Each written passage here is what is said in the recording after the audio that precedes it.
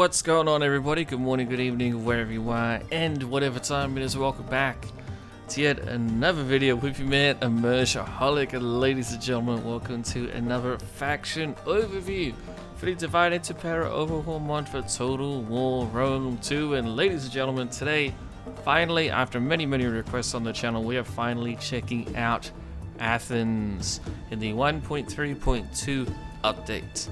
I may redo Athens in the future if it gets any significant changes. I believe that's unlikely, but you never know. So do be aware of the update level or version, I guess, in the title of all of these faction overviews, and I do keep them in a single playlist. For example, this will be part of the 1.3 playlist version of DEI. So anyway, ladies and gentlemen, we're getting into Athens. Please comment down below what other factions you would like to see overviewed next. And yes, I am redoing pretty much all of the ones I've done before that aren't in the 1.3 playlist, just because there's been some massive changes to pretty much all of the factions in DEI over the last 12 to 24 months. And it's really amazing and fun, but we got a lot of work to do. So without any further ado, let's get into it. Let's check out Athens for Divide Et Impera. So as always, we start off with the buffs and debuffs. If you are looking for a specific thing, please do check out the timestamps at the bottom of the video. They will be there as always. But Athens is part of the Polis Hellenicae cultural group, basically the Greek city-states. You have Sparta, you have Rhodes, Pergamon, and then Athens in this cultural group. And yes, you do need the Greek city-state DLC to play as Athens, so please do keep that in mind. Same thing for all of these other factions as well.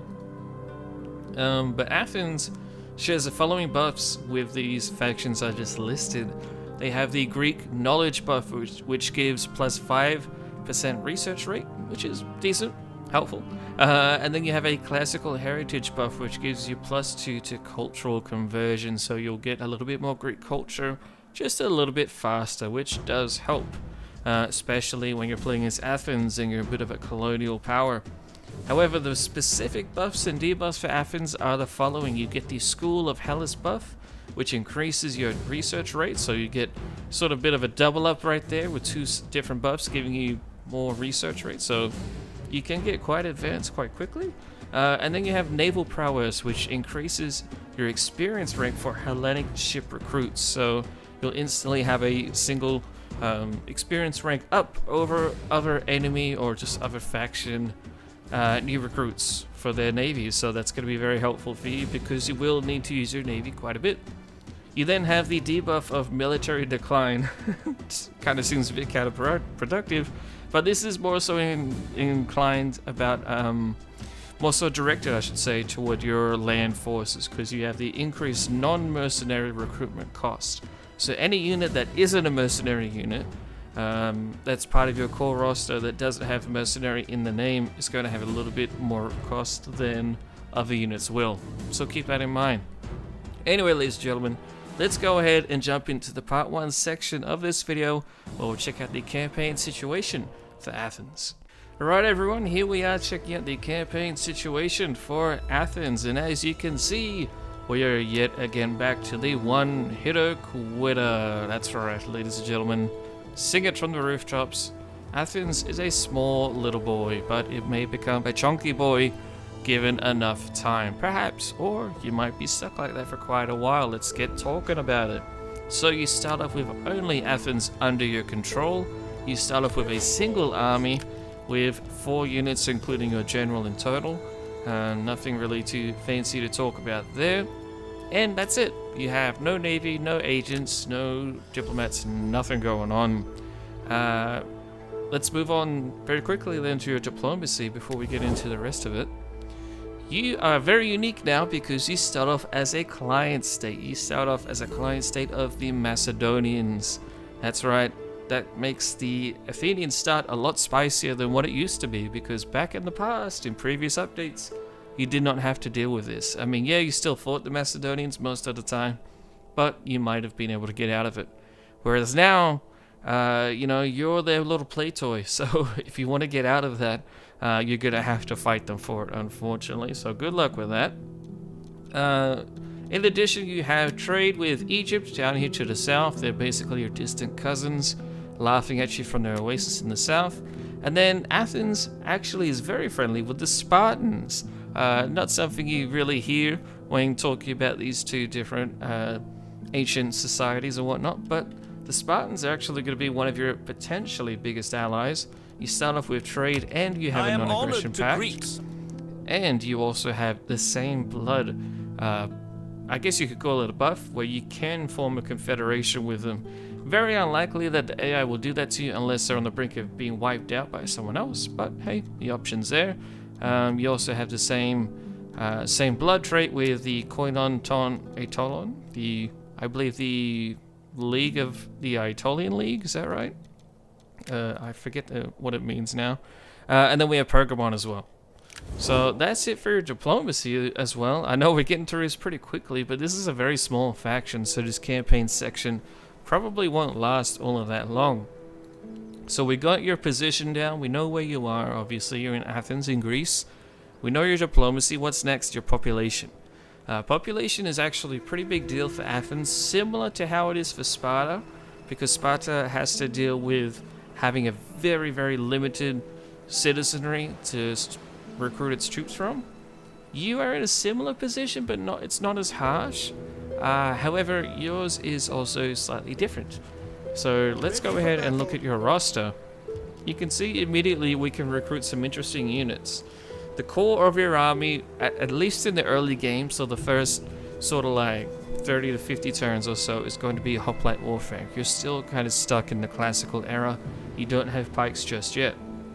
So your Athenian hoplites, the core of your army, comes from your tier 2 social class, which is your politite social class. You only have 3,000 of them on turn 1. Yes, it's a decent amount to recruit 1, maybe 2 armies, but it's not enough to replenish your losses.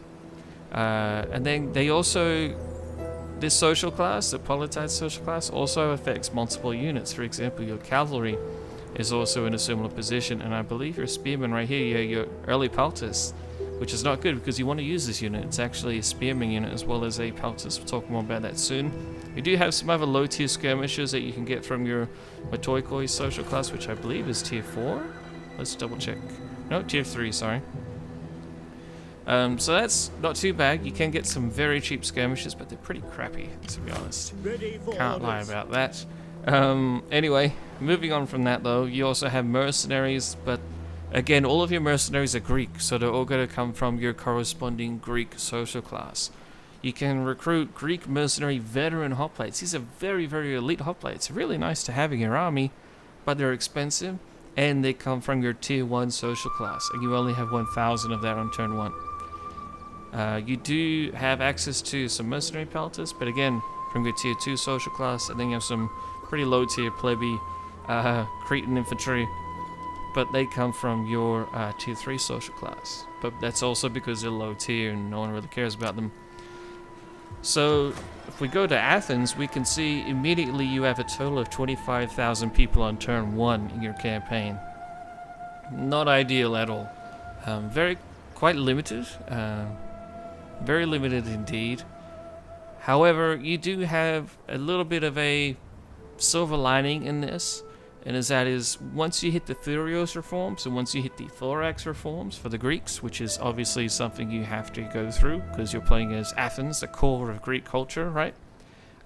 You will actually get access to some really nice units that are Thurios and Thorax based, of course. So that's going to be Thurios swordsmen and spearmen, and then you even have elite versions of both of those types of units, so that's really nice.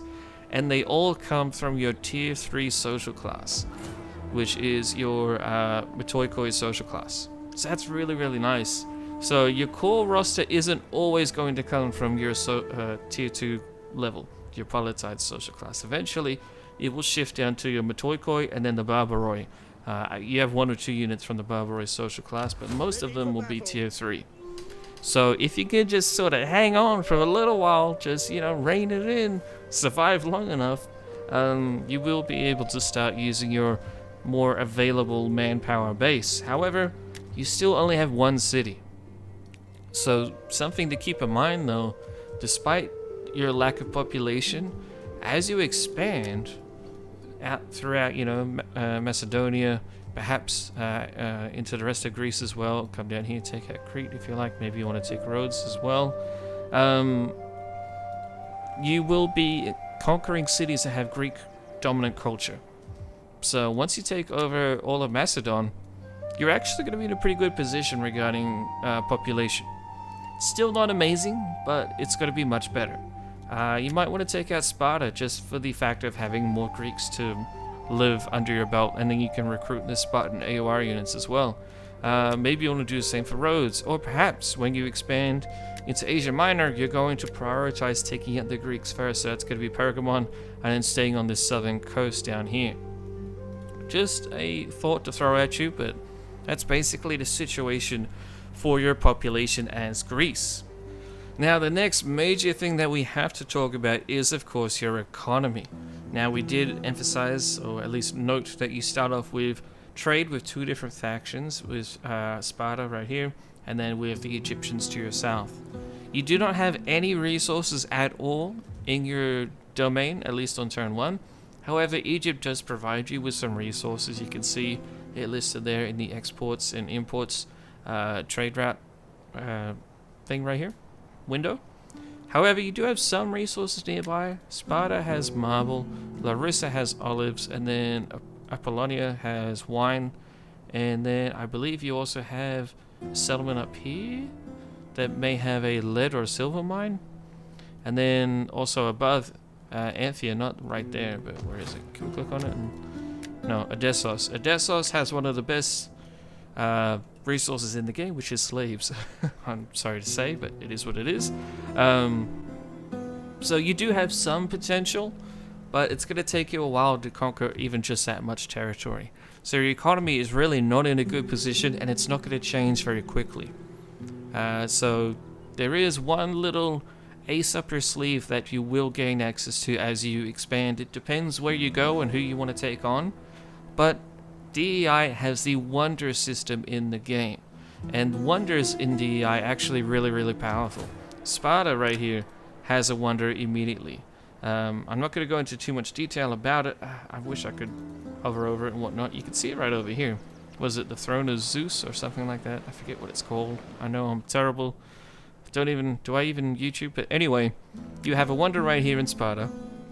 You have another one over here in Ephesus, and then another one over here in Rhodes. Right there, you can see that bad boy, the Colossus of Rhodes, and then the something mausoleum, however you want to pronounce it. I don't think, is it that? It might be that building there.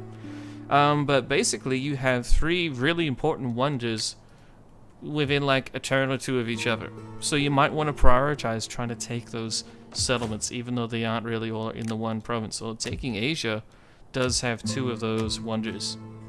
So very profitable if you can take those. However, besides that, your economy is not going to be going anywhere very quickly. Trade is possible for you. You're probably going to want to send out a ship or two to travel out and meet other factions and whatnot, and get some more trade flowing in, so you get at least a bit of a short-term boost to your economy. But when you do start to expand and take out these other cities, you're probably going to have either a commerce-based or an industry-based economy. So that means you're going to be using resources, building chains that use your resources to get you as much of a benefit to your economy as possible. So that's where you're going to want to use the commerce building chains to increase your money from that, or you might want to focus on industry and producing these resources that are near you, and then you'll want to get temples and other buildings that boost industry income in your provinces. But you don't really have anywhere that has a lot of cities unless you go over here and take out Asia. But even then, you're probably not going to want to do agriculture. You're probably going to want to focus more on culture, as you will have two wonders in that one province. You don't really have many provinces around you that have a lot of cities. Basically, it's Thrace up here to your northeast, which is not going to be easy for you to take, and then you have Asia. And neither of those you really want to turn into an agricultural hub. So agriculture for you is very much not likely going to be a big thing for you, at least not for your economy. You obviously will need agriculture to survive, though. You need food. One thing to add about that though is that there is the potential for you to try and utilize your powerful navy to establish colonies. So while you don't have any provinces nearby that you really want to focus on having as like an agricultural hub, you might want to send a little bit of a colonial expedition up north, take out the Bosphorian kingdom and use their province as an agricultural hub. Maybe you'll want to go west somewhere, and probably not to Sicily, but somewhere like that could actually be quite beneficial. Maybe you want to go down to Cyrenaica, Africa. If Carthage is, not doing too well, you might want to go in there and pick off some of the leftovers that Rome leaves behind, if possible. But anyway, long story short, your economy is going to struggle for quite a while. Really think about where you're expanding when you are expanding, and remember, the wonders around you can be very, very beneficial to your economy. And then, worst comes to worst, you can always migrate. Let's very quickly go over your government then and your political situation. You have your leader here, your Archon, Chremonides, and then you also have Glaukos, which is apparently his brother, though I don't know if they're actually historically brothers. But he is your heir. Nothing really too special going on with the other families. You are a polity, a city-state, so your public order is going to be harder to deal with, and you're going to have far less loyalty with your political parties. However, trade and upkeep costs for your armies is very nice, and they both have buffs. I think you also have a little bit of a small public order buff, but that's also going to be counteracted by the foreign cultures debuff that you have to deal with when you expand outside of Greece, at least. So you may want to consider going for something like an oligarchy. Could be a little bit better, and the tax rate is very nice because it affects your overall income of a province. Potentially a kingdom as well, but really just depends up to what you want to do. I would just be wary of the -10 loyalty for all political parties when you're a city-state. To me, that's the biggest debuff that you got to deal with. And it can really catch you off guard, so just be aware of that. Besides that, nothing else to note about Athens. You do have an engaged faction leader apparently, +5 loyalty for all political parties, +3 public order per turn, -8% construction costs. So your political leader isn't too bad. Your family is quite respected as well, so overall your political situation is quite stable. But you are still the pet of Macedon, so you've got to deal with that when you're ready. But that's pretty much all I have to say about Athens, and that was a very quick campaign overview, so I'll spend a couple minutes going over some tips for you guys. Athens is probably one of the Greek factions that I have the least amount of experience with, so while I do have some experience and I've done quite a bit of testing before I do these faction overviews, do keep that in mind, and also keep in mind that the faction has been altered over the last few updates, so it has received some pretty big changes, especially the mercenary units that we'll talk about further in depth in the next section. But from what I understand, one of the best things to do as Athens is to do a bit of a turtle up strategy. You may want to go ahead and try to rush and take out like the area of Macedon and whatnot. At the very least, you do not want Rome to get a hold on Apollonia, because then they're going to go hardcore into Greece the majority of the time. You can try to become friends with the Romans, but they don't really care about you. You really got to put in a lot of work for them to be willing to have some sort of diplomatic relations, let alone an alliance with you. But if you could get alliance, then maybe you do want them to take over Apollonia. Who knows? But overall, you don't really want to expand outside of Macedon, and to be honest, taking on these other factions is going to be very risky because their militaries are just as good as yours, if not better. Especially for Macedon and Epirus, their armies are definitely far better than yours. You do kind of catch up in the late game, but I mean, it's going to take a while before you do, and you do have the advantage of those factions being controlled by the AI, but I mean, pound for pound, their core units are better than your core units in most situations, so be aware of that. So you may want to just turtle up, chill out in Athens, build the best buildings that you can, build up a nice big army. Probably you want to have like 2 armies, maybe 1 army of like just 5 to 10 units to stay at Athens to defend it, in case you do get people attacking you like your fellow Greeks. And then you want a 20-20 stack to go out and do some conquering. I would recommend you try and conquer settlements that you can defend pretty easily. For example, if you take out Sparta early on, that's going to be a pretty safe bet for you to take. The only issue is that you're quite friendly with them right now. And their hoplites easily outclass yours, so you do got to deal with that. But hoplites can be taken out quite easily if you use your cavalry and skirmishes correctly, which isn't hard to do as Athens. But that city at least is an example of what's a safe expansion. You take Sparta, no one is going to try and take it from you. You might have the Cretans come in because they usually fight Sparta early on, but even then you will want to take over Crete. Crete is another really safe expansion for you, and it has some great AOR units in their Cretan mercenaries. You may want to consider going out to Rhodes and taking that as well. You have the Wonder, and it's quite defendable because it's, you know, on an island and your navy is pretty solid. So that's another potential thing for you. But I would really recommend trying to expand into sort of little colonial areas. You may even want to consider doing a migration depending on how difficult your campaign is being. I would recommend going down and taking over Cyrenaica. The Egyptians hate them, the Egyptians like you, so invading down here and then taking out the other North African native factions, that actually would be really helpful for you. And then you get a big chunky province right here, right next to Egypt.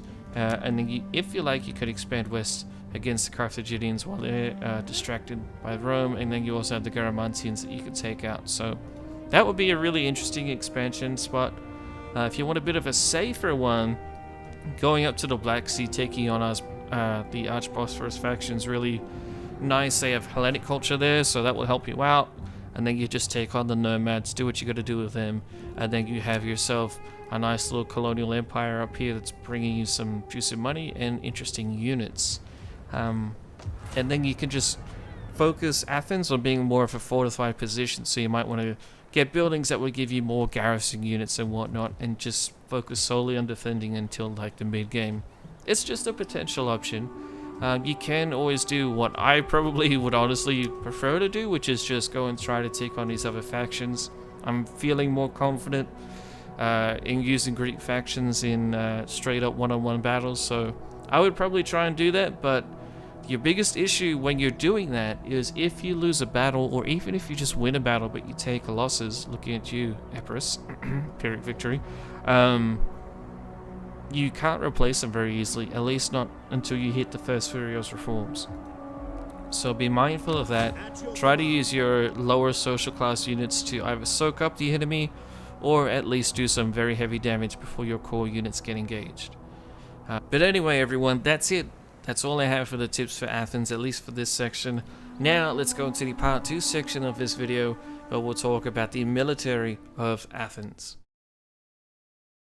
Alright everyone, here we are at the part 2 section of this overview, where we're going to check out the military of Athens. We're going to very briefly check out their navy. There isn't all that many ships to talk about, unfortunately. However, there is one very big, chunky boy that we do need to talk about, which is this massive ship right here. General! This is your Heptares ship. This is basically the flagship of your fleet. It comes with 180 excellent marines that you will have at your disposal on all of your ships, basically. Any ship type that you do have, you will have marines on it, besides your archer ships, obviously. But yeah, these marines are extremely well armored, very well skilled, just overall fantastic. But the real attraction of this ship is that it has 2,000 ship health. That is monstrous. That's bigger than anything the Romans can field. I'm not sure if there's any faction that can field a ship this large. Perhaps Rhodes or the Seleucids, but this is a massive ship for you to use. And you can recruit it not only as your admiral, but also just as a typical unit on its own. It's going to be very expensive, of course. But, I mean, look at that. Like, whew. Get a few of these in each of your navies, and then you're going to be doing some serious damage. All of these units right here that I've selected, they are all the same marine. They all have the exact same stats, the only difference being the ship that they are on. So you obviously start off with the 500 HP, which is very small but very fast. As I said, you go all the way up to 2,000, Ready for orders. 1,600, Assault ships. 1,200, 800, 600, and then 5. And then you have various abilities for each of them. For example, your 800 health one has a scorpion on it. Your 1,200 HP also has a scorpion. However, once we get to your 1,600 ship health, ship hit point ship, whatever. We have a scorpion, and then we also have your tower, which will shoot out flaming arrows, which is very nice. And then your general flagship, basically your big chunker, has 2 towers that will shoot flaming arrows, but no scorpion on this one. None at all, none at the front, none at the back. But you don't need it, man. I mean, it's just ridiculous. The rest of your navy, pretty standard. 2 ships of archers, one at 80 men and another one at 100. That's it. You don't go above that. No other. You don't have any Rhodian slingers in your core naval roster, but you can recruit them obviously once you take over Rhodes. Firepower ready. And then right here we have your ballista ship. This is an interesting ship. Your units on here are not the same marines that you have on your other ships, but they're still quite useful. Melee attack of 11, high weapon damage of 28, defensive 16, armor of 30 for these men. That's a little bit too high considering most of them only have tunics on, in my opinion, but for now we're going to trust those stats are accurate. But you have flammable round and standard round for that ship. Ready, willing, and then you have a single fire pot ship.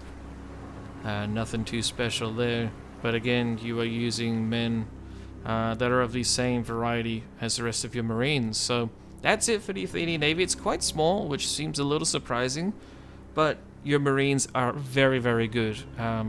So you might want to use your big ships for ramming the enemy, especially your big Heptares ship.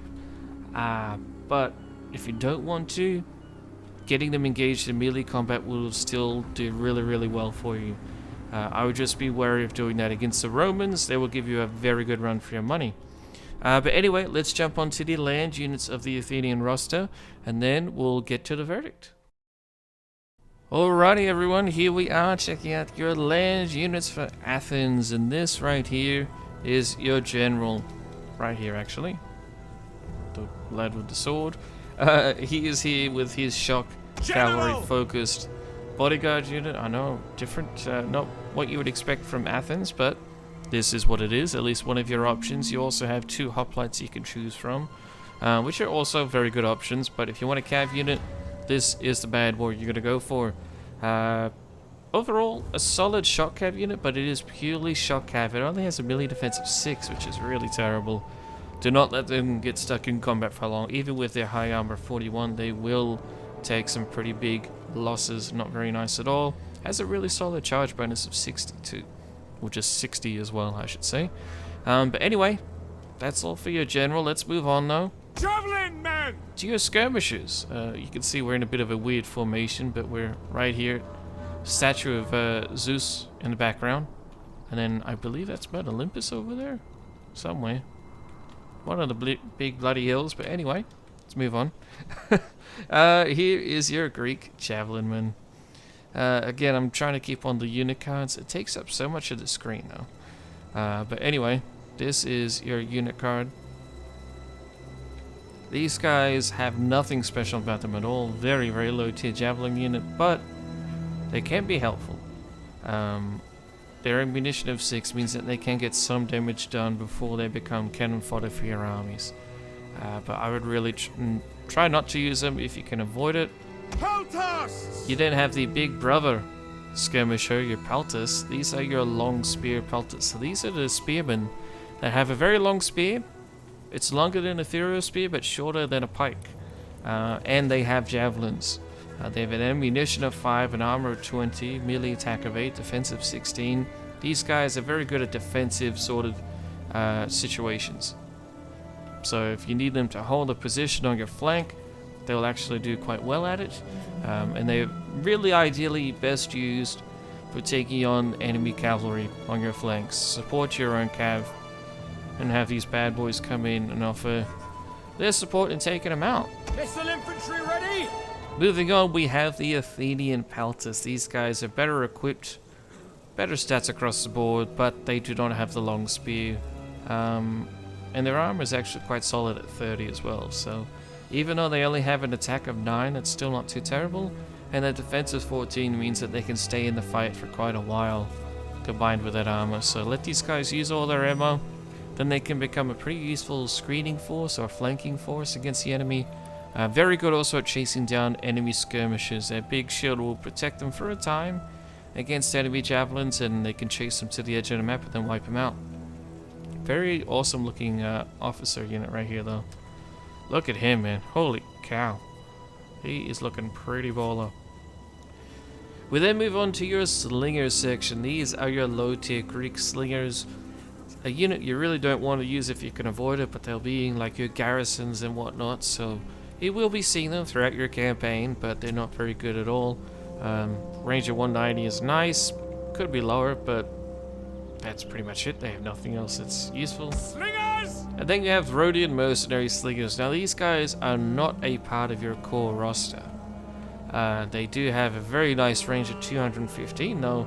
Missile damage of 13, which includes a armor piercing damage of 7. So that's why they're considered some of the best slingers in the game. But I'm also including them because Rhodes is right next to you. You will recruit these at some point, pretty much for a large portion of your campaign. Whether it's through mercenary or AOR usage, this unit will prove to be vital to your skirmishing capabilities, especially against factions like Rome and Macedon. They can be really, really handy at taking out their heavy infantry and their skirmishers from a distance.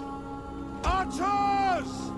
We then move on to your archers. Your archer segment starts off quite poor with, again, low entry-level Greek archer. Nothing really to talk about there. We hunger for blood and battle! Now, though, we jump up to your Scythian archers. That's right, you have Scythians. These are one of those units that come from your mercenary sort of units that are actually a part of your core roster. So the Rhodian mercenaries are not a part of your actual roster, but these ones are. These guys are recruitable from your barracks. And they also come from your Barbaroi social class, your tier 4 social class. So they might be a lot more useful for you to use them instead of your Greek archers and whatnot. Now their stats are not really all that exciting. They do have a high armor piercing damage because they, I believe, use the axe in combat. So you can try to use that as you are lacking armor penetration. Armor is 20, which is okay. They do have a shield on their back, but still your melee defense is only at 5, so I'm not really too sure how helpful that shield will be in protecting them. So yeah, melee stats pretty abysmal, and their range is only 165, unfortunately. But again, that Barbaroi social class needs to get put to use, and this unit will be the unit that you'll use it for. At least there's a good chance. Archers! However, if you want a archer unit, it's a little bit more solid, a little bit more Athenian, dare I say a little bit more Greek, then you come to your Athenian archers. Now these guys have a decent armor of 20, yet again, abysmal melee stats, have attack of 5, defense of 6, not even worth talking about. However, their range is at 175 compared to the Scythian 165. Is that's Missile correct, right? Yes. warriors! Archers! And they also have 1 more missile damage. So that range, it's only 10 difference, but it can end up being quite powerful. Quite decisive in battles when you force the enemy to come to you. So the Athenian archers, pretty basic mid-tier archer, but they can be quite useful, so keep that in mind. Missile infantry at your command! However, the unit that absolutely will be useful is again another mercenary unit. This one is not a part of your core roster, but you will be using this throughout your campaign, I guarantee you. These are the Cretan archers, coming here with their iconic little cool helmets, smaller composite bows that do very high damage. They have a missile damage total of 18, which includes 14 base damage and 4 armor piercing, which is decent for an archer. And then they have a range of 150, so the range is quite low, but their damage of 18 is quite high. And that's why people use Cretan archers in every campaign, every Let's Play you've ever watched on YouTube. If someone playing anywhere, a faction that's anywhere near the Greek area, they will have Cretan archers of some variety. Even the Romans get access to these guys as auxiliaries for a good reason. They get a lot of kills for you. And they're very useful, so use them. But that's the best archer you get access to when you can recruit it, which you can in your core province anyway as a mercenary. So as you can see, as we zoom out, you have a lot of skirmishes going on. And some variety with it. You have a couple of slingers over here, a few pelters, and one of them really, really good. And a few archers to choose from as well. So some variety in your skirmishes, nothing too crazy, but it's enough to get you going. Now we have a lot of spearmen to talk about over here. So let's talk about the bottom line over here, your hoplites, because that is where you're going to be starting off with your gameplay. Light hoplites! This is your Athenian light hoplites right here. Don't even have the phalanx formation, so I was hesitant to put them here.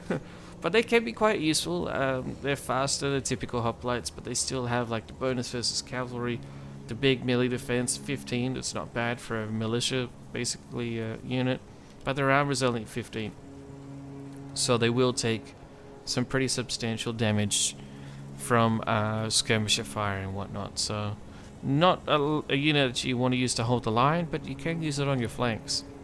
Militia! We'll then jump up to the Thetes hoplites, or the Thetes hoplites, or the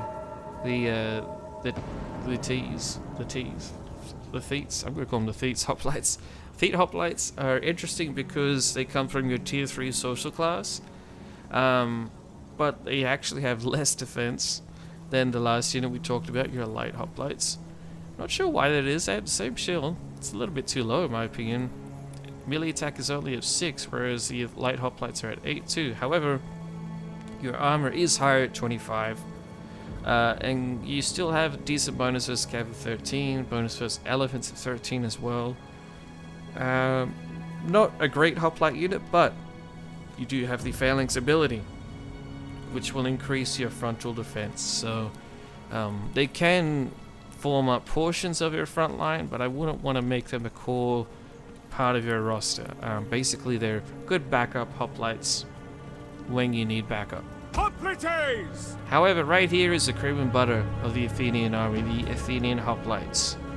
Severely outclassed by the Spartan hoplites, mind you, but these guys will still be your core unit in your army for the early game. Attack of 7, defense of 15, so it's quite low again, really. But your armor is all the way up to 35 now. We're getting really serious with armor. These guys are the closest thing you have to professional for core units. Bonus versus cav and elephants of 17 each, so that's very, very nice too. And of course, phalanx ability is there. Pike infantry at your command! We then jump up to the Greek mercenary veteran hoplites. They look amazing, as do all of the units for the Greeks. Greeks get a lot of love in DEI, but like these guys, they're just looking sick. He's looking older, because these are your veterans. Just some amazing stats. 25 bonus against elephants and cav respectively. That's insane. Charge bonus 21. It actually isn't terrible. Melee defense of 19 though, and a melee attack of 9. Armor of 35 as well. These guys have seen some stuff and done some stuff, and they're ready to do some more in your name and in the name of Athens. Just an incredible unit, a must-have unit. In the mid-game, you'll probably be using these units as a good like second line for your army when your first line has been depleted. Hoplites ready! However, it does get better with your Athenian elite hoplites. So these guys are not mercenaries. They're not going to come from any other tier besides your tier 1 population, so they're going to be a bit more limited in number. Actually, I believe the We await your Greek command! mercenary veteran hoplites are the same as well, because you can recruit them on turn 1 as a mercenary unit. Archers But at the ready! your Athenian elite hoplites are very, very good, very similar stats, but they do have better armor at 41 and better morale at 52. This is a unit that you can use as your general, and I believe you can also use a veteran mercenary unit too. But again, just looking really, really amazing. I'm interested to know about the shields and how historical they are, like the checkered forward formation. Surely that would be a big pain in the butt to paint on a shield, you would think, right?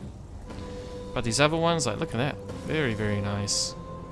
The helmets as well on point, giving me some Seleucid vibes almost. Come on, son, there you are. The sun goes away sometimes. That's why I try to wait until like my men are facing the sun before I show you guys so you can see. Shout out to Cam for giving me that idea. I'm stealing that idea from him. But we do need some good lighting. But you can see we have quite a few hoplites. They will be the core of your army in the early game. We then jump up to a decent amount of, I guess we'll call them variety spearmen. So here we have your Athenian infantry. Terrible unit. The bottom of the bottom of the bottom units that you'll have. But there's 300 men, and they have an ammunition of 3 javelins. So they can use that to your advantage. They'll die for you, and they'll throw some javelins before they die, so they can be helpful. However, we then get to your mercenary Thurio spears. Now, these guys are very interesting because they are coming from that tier 3 social class, as all of your Thurios units. 300 men as per all Thurios units, armor 25, attack 7, defense 17, bonus versus cavern elephants of 17 each, and they do have a single javelin. So why wouldn't you use them? This is the sort of unit that could use as your main line for your armies, and it would do really, really well. It's a little bit kind of ridiculous how well the Thurios and Thorax units can do with more so the Thurios units in online play, but the 300 men definitely come into play with that high defense and armor. Very, very cost-effective unit. Thureos spears! We then have mercenary elite Thurios spears. Unfortunately, they only have 200 men in their unit, but they have a melee defense of 19 and an attack of 8. That's very close to your elite hoplites. Armor of 35, bonus versus cavern elephants of 21, weapon damage total of 28, base round of 46. These guys are very, very nice to have. But you're not going to want to do a whole main line of these elites. Better off keeping them either in reserve or on your flanks to deal with enemy cavalry and whatnot. At your service. We then jump up to Thorax reforms. That's right, the good old Thorax reforms. These Thorax spears are actually really, really good. Armor 38, bonus versus cavern elephants 21, defensive 20, and a melee attack of 8. And these guys actually have the defensive formation as well as the hollow square. What about your Thurios units? They do not have that. But when you jump up to the Thorax units, they're a little bit more professional, so they do have these abilities. So do keep that in mind. They look fantastic. Keeping that temple over there in the background. Epic thumbnail incoming. Not really, but you know what I mean. It's just very Greek. And these guys are representing the best that modern Greek can offer. Modern Athens can offer, sorry. Pikeman! And here we have your only pike unit that is actually a part of your core roster. This is called your mercenary pikeman unit. Even though it's a mercenary unit in the name, you can recruit this as a core unit. That's one of the things Athens has, is a few mercenary units. You're going to have to wait a while to get them, but when you can get them, they're going to be quite useful. In armor of 30, defense is only at 12, but you do have the pike phalanx ability, which will increase their attack and defense from the front. So, very, very useful unit. You can easily make an army or two consisting just of these guys as your main line. And they have the standard Sarissa pike, so they'll go toe-to-toe with the core pikemen of the Macedonians, but elites and above they will get smashed by, so be aware of that. But that is all of your spearmen. I just saw our swordsman coming in. You got a lot of spearmen. Athens is absolutely the core of Greek society, and at that core there is a hoplite or some sort of spear-wielding unit protecting it. Spears are absolutely a core fundamental of your warfare. We then have 2 sword units, sadly. Only 2. What a sad little unit. At your service! We have your mercenary Thurio spears. Thurio, so they do have 300 men, 2 javelins to throw, which is nice. Attack of 9, defense 14, armor of just 20 though. So could be better, but these guys will still be quite useful, again, coming from your tier 3 social class. But then for your really professional units, you can already see the difference straight up. Thorax swordsman! That's right, Thorax swordsman coming in with a whopping melee attack of 14. That's monstrous for a sword unit.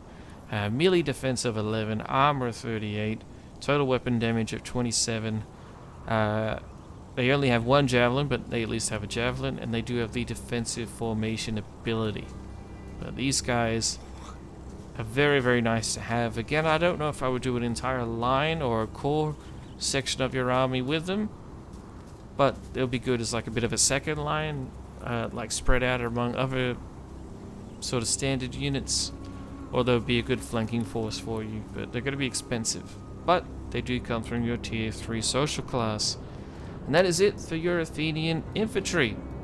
Very infantry based roster. However, as you can see, we do have some pretty interesting and meaningful elements of cavalry to discuss. So let's jump on right into that. At your service. Immediately we have your Greek javelin cavalry. Pretty low tier, but they are very, very fast. So you can still use them in a relatively meaningful way. Just don't let them get caught in melee combat. 120 men in that unit, so that's worth noting. Tarentine cavalry. You then have Athenian Tarentine cavalry. These guys are a little bit more of a melee attack cavalry unit, but they do have skirmishing capabilities. They'll literally have the skirmish ability, and they have an ammunition of 6 javelins before they get into combat with their 13 melee attack, which is very, very nice. Defense of 14. And armor 28 and very high speed of 8. These guys are very, very nice to have in your armies. I would definitely recommend using them wherever you can. Just really good at scouting, for melee attacks, and for flanking. All of the major uses for cavalry, really. But that's your only 2 skirmishing units. You have no horse archers, of course. Shock cavalry ready. But then we jump over to a purely Tarentine cav unit in your melee cavalry section. Their melee attack over here is just at 8, defense of 11, armor 28 yet again though. But you have 4 javelins to be thrown from this unit, but it's still technically a melee cav unit, so I would call this probably your light melee cav. Not terrible, still quite fast as well, as speed of 8. So it's going to be up to you if you want to use those. You probably will be using them in the early game, so you can get better cav. Citizen cavalry. Speaking of better cav though, we have it right here. Athenian citizen cavalry. Their armor 38 is really substantial. Their melee attack and defense is only at 9, and they only have 100 men in their unit, whereas the Tarentines had 120. But their armor is really, really nice, so if you can get them ranked up once or twice, their melee attack and defense will improve quite quickly. And then that's really their only lackluster issue. They do also have 4 javelins to be used, ammunition of 4. So that's a very nice thing that the Athenians get to handle, have. By your command. Moving up, we then have your Athenian elite cavalry. Melee attack of 10, defense of 17. Big defense with an armor of 41 as well. Speed is lower at 6, but their weapon damage is at 32, so man, these guys are scary. If you face them in online battles, and you know exactly what I'm talking about, these guys can get some serious damage done. And they do have 1 javelin to be thrown. A little confusing because it does look like they have multiple, but anyway, ignore that. They do only have 1 javelin to be thrown, but that's still very nice. Better than nothing, right? And again, only 100 men per unit for that. Hippeus lancers. We then jump onto your shock cavalry, which is just your mercenary unit. So this is going to come from mercenary lancers, which is going to come from your tier 3 social class. Melee attack 13, defense is terrible at 5, but your armor is at 38. High weapon damage of 32, charge bonus 57. Pure shock cav. And their armor will help them survive against enemy skirmisher fire, but that lack of defense, man, that's really concerning. You really don't want them to be stuck in melee engagements. Even charging into enemy cavalry is going to be really scary for them. I would try to avoid it as much as possible, to be honest. Just make it, charging, get the hell out as quickly as you can. But anyway, ladies and gentlemen, that is it for the Athenian roster. I was expecting a little bit more. I don't know why, but I just always had in my head that the Athenians had a lot more. And they kind of do. They have a lot of mercenary units, and they have a lot of really good AOR units nearby to Greece and in Greece itself. So while this roster actually is quite diverse, so you do have some diversity, but you obviously have serious lacking points such as no armor penetration and lacking swordsmen, you can find ways to make up for that pretty quickly and easily. It just depends if you have the population and the mola, the money for it as well. But anyway, ladies and gentlemen, that's where we're going to end it for your part 2 section of this overview. Now we'll go ahead and jump into the verdict section, where we'll give an overview of the difficulty rating and any final tips and tricks and thoughts. Welcome everyone to the part 3 section of this video. We're going to give a little bit of a final closing segment here. I'm going to give you guys some closing thoughts, some overall things for you to keep in mind when you are playing as Athens, some final tips and overall advice, and then we're going to talk about the difficulty rating of Athens, at least from my point of view. So the verdict. Big first point to note is that your early game will be very pivotal for your overall campaign. Now some factions you can be a little bit more blasé with your early game. You can experiment perhaps a little bit in what direction you will go, what you want to do. But for Athens, you could be facing a lot of challenges very early on unless you really play the diplomacy game, which kind of ties 2 big points together. You need to use diplomacy wherever possible to delay enemy factions until you're ready to fight them, or at least to get some helpful allies such as Rome. But your early game, man, it's going to be crucial. If you make the mistake of like declaring war on the enemy at the wrong time, say you lose 1, maybe 2 battles pretty decisively, you lose a lot of men, it's going to be really hard for you to replace. So I mean, you can easily go from having a nice fun solid early game to a turn later, oh crap, you need to restart your game because you've just lost your army, your core city of Athens is depleted on population, you're recruiting more men but now it's straining your economy. So it can absolutely be very touch and go early on. Next point, taking on Macedon will be very tough. The Macedonian and the Emperor rosters, 2 of the biggest factions that are near you, at least 2 of the toughest factions. The majority of their units are much better than yours, while you do have some pikemen and some pretty good cavalry to counter theirs. They will be pumping out their good units like it's just, standard for them. They will have armies consisting mainly of pikemen, which is going to be a problem for your hoplites. They're going to have AOR units that will deal with your high armor units, such as Emperor Axemen and whatnot. So you do need to be aware of that. The barbarians to the north are also going to be really a big problem for you after you finally do beat Epirus and Macedon, because they'll be coming in with very high armor-piercing wielding units, which is going to be the bane of your existence for your roster because you rely very heavily on your slow, heavy infantry. So it's, again, kind of goes back to that point of it's going to be one challenge after another. Cool, you beat the Aetolian League, now it's time for you to take on the Macedonians. Cool, you beat Macedon, time for you to take on the Odrysians and all the barbarians to your north that are going to be pouring into Greece because you're Greek and they don't like Greeks. So good luck with that. So it's definitely going to be really tough on that early start. Another big point, a little bit more for the mid to late game, is that if you can't get Rome on your side, at least as a non-aggression friendly sort of ally thing, you're going to have a big struggle. Rome is absolutely going to stomp you when it comes to population. As they progress throughout the game, the units get better and better and better. And their Principes will give your hoplites a serious run for their money. In most cases, they'll beat you. They will have more maneuverability as well. And they'll also have AOR mercenary units coming over from Italy, some parts of Gaul, depending where they're coming from, Sicily, that will also really cause you trouble. So they will have some good cavalry, for example, to make up for their lack of core cav. I would really try to avoid allowing Rome to get a foothold into Epirus. That's usually my go-to thing, playing as any Greek faction, is to fight Epirus and take over Apollonia so the Romans can't get there. And then I can hopefully get Rome to be my friend until I'm ready to take them on. So it's another big thing you really need to consider. If you're having a lot of trouble, my next point is you may want to consider doing an entire migration of your faction.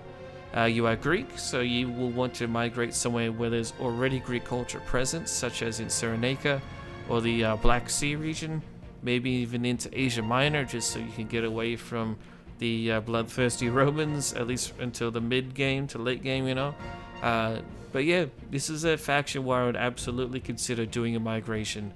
I know you don't want to abandon Athens, as it's a really nice city to have, it's Athens, it's, glorious and all this other junk, but, at the end of the day, this is survival, and especially if you're playing on higher difficulty ratings, you're really going to struggle to hold on to it when you have a lot of enemies coming in, at least in the early game, in my opinion.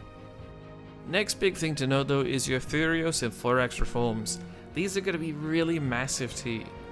For some factions, it doesn't really matter when you hit those reforms. For example, when you're playing as like Carthage, it's not really a big deal. You already have good units by that time. Yeah, you can get better units, but it's not really going to make or break your campaign. For you as Athens, it is absolutely vital that you hit those reforms so you can start getting those tier 3 populations to good use in using your Thurios and Florax units. They are very good units. They're going to offer you the only swords you get access to, so use them in your main line when you can, and abuse that tier 3 pop. Get them to work. Getting down to my last couple final points as well, is Athens is actually relatively quite defendable because you do have a big walled settlement.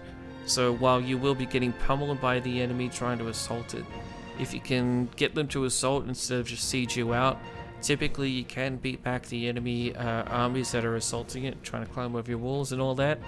So don't be afraid to keep it like a garrison inside of your city in addition to the town garrison, just so you can really try to bleed out the enemy. If you get overwhelmed and you do need to send your armies elsewhere to do some colonial strategies, but that's a very viable way of playing as Athens. Don't expand into Greece at all, just focus on sending your armies off to colonize other areas, and then just fortify the crap out of Athens. I would really recommend you do that if you're struggling to take on the other Greeks, because remember, the majority of their militaries are just as good, if not better, than your own. And then the second part of that is that whatever you do, whatever decision you choose to make, whatever line you choose to go down, path you choose to go down, I should say, don't rush. Take your time. Really think about where you're going to go, why you're going to go there, or what actual tangible benefit it's going to give you as Athens. Some factions you can kind of just conquer in one direction, and it's okay. When you're playing as Rome, yeah, you just conquer into Africa, and you don't really need to think too much about what's after Africa, what's after this and that, whatever. You can be a little bit more careless with it, but as Athens, you really need to be very deliberate because you don't have a lot of resources to spend on conquest. So you're really going to want to prioritize trying to take on profitable locations first, and then once you get to that mid to late game where you just have money pouring in, that's where you can be more careless and just expand where you like. At least without considering the factions that will obviously be a big problem for you, such as the Seleucids, the Egyptians if you do end up being hostile with them, and then the Romans, of course. So overall, what is our difficulty rating gonna be? Well, we got a lot of points here to talk about in the verdict, and most of them were pretty negative, to be honest. And while I can definitely see good DEI players doing quite well with Athens, its military is quite solid, but it's surrounded by solid factions as well, so I can see how some people might view it as relatively like typical, normal sort of difficulty, or maybe even easy. In my opinion, I think it's actually hard. I'm gonna give this a solid 7 out of 10. This is a hard faction to do well with, at least in a single campaign. If you're restarting your campaign over and over and over, then sure, you're gonna make the right moves eventually, and it is what it is. But if you're just trying to jump into Athens for the first time and you're trying to do well, you're gonna be faced with some tough decisions. You're gonna have to win some really tough battles, and you're gonna have to do it without losing too many of your core roster, which is tricky. And it's something that the Spartans have to deal with, although they go to a far larger extreme in terms of having to worry about manpower. But for you, it's still going to be quite difficult. I'm giving it a solid 7 out of 10. I can probably see it being more of a 6 out of 10 above average, but again, these faction overviews are tailored towards casual DEI players, just so you all get a broad understanding of what I'm trying to convey and what I believe the reality is of playing as this faction. So basically, Athens, quite a hard faction, definitely very viable, and it's a lot of fun to use in things like online battles and stuff. In fact, you'll see me in an online battle with Athens very soon, but it's still quite difficult. 7 out of 10 difficulty rating. And that is it for our faction overview, ladies and gentlemen. So thank you all so much for watching. I really do hope you guys have been enjoying this return to getting some sort of consistency into the channel. I'll be trying to do my best. Please do comment down below any factions you would like to see overviewed next, and you also feel free to join our Discord, link in the description, where you can also make specific video requests, and we'll talk about them a lot more in greater detail in our Discord, or you could just comment them at the bottom of all of our videos as well. So anyway, ladies and gentlemen, thank you all so much for watching. Hope you guys enjoyed, and I shall see you in the next one.